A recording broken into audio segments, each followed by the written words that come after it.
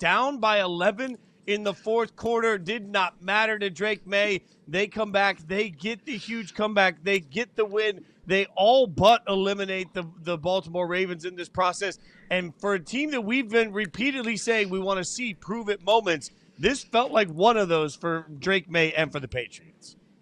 It was 1000% a prove it moment. And we've kind of talked about Drake May being so cool and calm and collected. But last night was, I think, the biggest bullet point on Drake May's resume, that he is just truly unflappable. Nothing seems to phase him. And it's one thing to do it against the bottom feeders of the NFL, right? Like, it's one thing for the Patriots to beat up on the Jets, to beat up on the Bengals, to beat up on the Giants, to beat up on the Saints, to beat up on the Titans. Like, all of those things are great and all. But for Drake Maye to be, as you said, down double digits in the fourth quarter and just be able to deliver throw after throw after throw, like in a have to have it moment, you're down three. And what does Drake Maye do? Orchestrates a 9-play, 89-yard drive in just the nick of time to put the Patriots in position to win a football game. It's not even just what Drake Maye does, it's how I think Drake Maye feels doing it.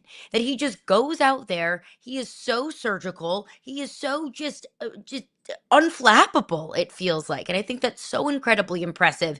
One, to be doing that as a second year player. Two, to be doing that in a game with as high of stakes as that game has. I mean, every single game on the rest of the schedule matters for the Patriots. And three, to do it against the Baltimore Ravens. And I know that this iteration of the Baltimore Ravens is a far cry from the Baltimore Ravens that we've seen maybe for the past couple of years. But this is still an intimidating defense. This is still a really good team that has everything to play for. So for this team, and really specifically Drake Maye, to do it without a whole lot of help from the run game, to do it whenever the Patriots didn't look like the more physical or more dominant football team, but to still do it regardless, is so incredibly impressive. Yeah, and look, this game sort of smacked in the face of narratives all the time because if we're being honest, the Patriots never really got the run game going. They only had 13 rushing attempts by running backs if we take Drake Maye out of their rushing totals.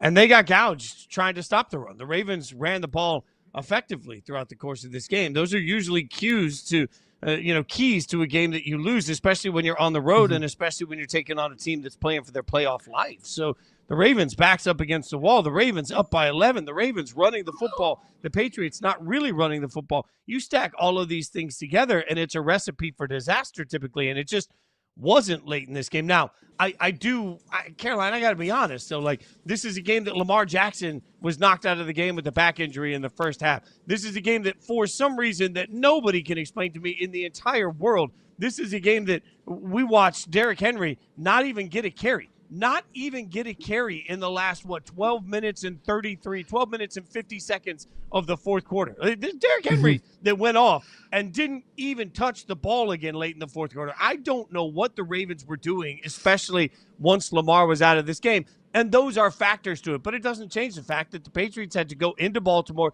They had to beat a team fighting for their playoff life. So I do think there are caveats to it. But certainly in an AFC that's wide open, these are the moments that you turn around and say, okay, this is a Patriots team that's young and learning how to handle these moments. Certainly looks like they're figuring it out.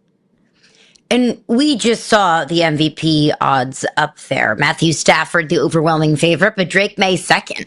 And after that Bills Patriots game, you and I had a conversation of who should be MVP. You took the side of Josh Allen. I took the side of Matthew Stafford. And we acknowledged, look, we understand that neither of us are campaigning for Drake Maye, but it feels like Drake Maye is kind of out of the MVP race.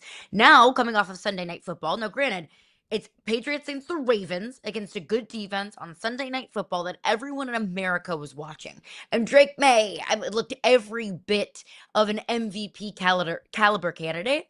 But is it fair? Is that right? Are the odds right? Is Drake Maye the second most deserving quarterback or player in the National Football League to get an MVP considerations? Because I think for Drake Maye to have plus 165 and Josh Allen to be in the thousands, I think that's maybe a little bit of a overreaction. Yeah, no, it feels like we love sparkly new toys, right? Yeah, We've right. normalized what Josh Allen does. And so Josh Allen is the Transformers we got last Christmas, and Drake May is the Transformer we got this Christmas. We just like him more because it's new and it's fresh and it's fun. And that's not to take away from anything that Drake has done in here. That's one of the hard parts about the MVP candidacy conversation is so often fans want to make it, well, you hate this player. I think we can acknowledge that Drake May is absolutely having a spectacular, otherworld, oh my God season. Drake May has answered every question that a young quarterback can answer. Drake May in season 2 has just absolutely grown. Josh McDaniels has done a great job with him. He's fixed some of the little things that ailed him when he got into the game from the college level, and it just his ability to climb the pocket, keep his mechanics together, throw the football from every angle. Like Drake May is doing absolutely everything you want your franchise quarterback to do. I can say all of these things and then just say that I still think Josh Allen is having a better year right now. But that doesn't take away from the fact that Drake May is here and the Patriots are here. I mean, look, the Patriots are about to take on over the course of the next couple of weeks. They got the Jets and the Dolphins. This Patriots team, if they win the 2 games they're favored in, will finish 14-3. Like, I know Vegas So thought they were going to be impressive. good, but 14-3, like, yeah, that's going to put you in the MVP conversation if you're quarterback of the 14-3 New England Patriots. Right. And I was very, I'm not going to say anti-Patriot going into the season, but I was very skeptical with the amount of love that the Patriots were going into this season because I was skeptical about a second-year quarterback. I was skeptical about Mike Vrabel. We saw a lot of bad from Mike Vrabel in his last couple of years in Tennessee.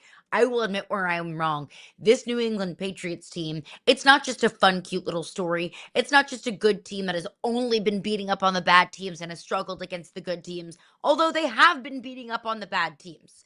They've been beating the teams that are on their schedule. And last night, taking down the Ravens, I think, is the official coming out party for Drake May and this New England Patriots team of we are more than a team that can beat the bad teams. We're a team that can compete with the big boys. My one caveat to that, though, my area of concern, because let's not act like the AFC is chock full of teams that we have a whole lot of trust with. The New England Patriots are no exception to that. While last night, and I think, the full body of work that we've seen from Drake May, he feels so easy to trust.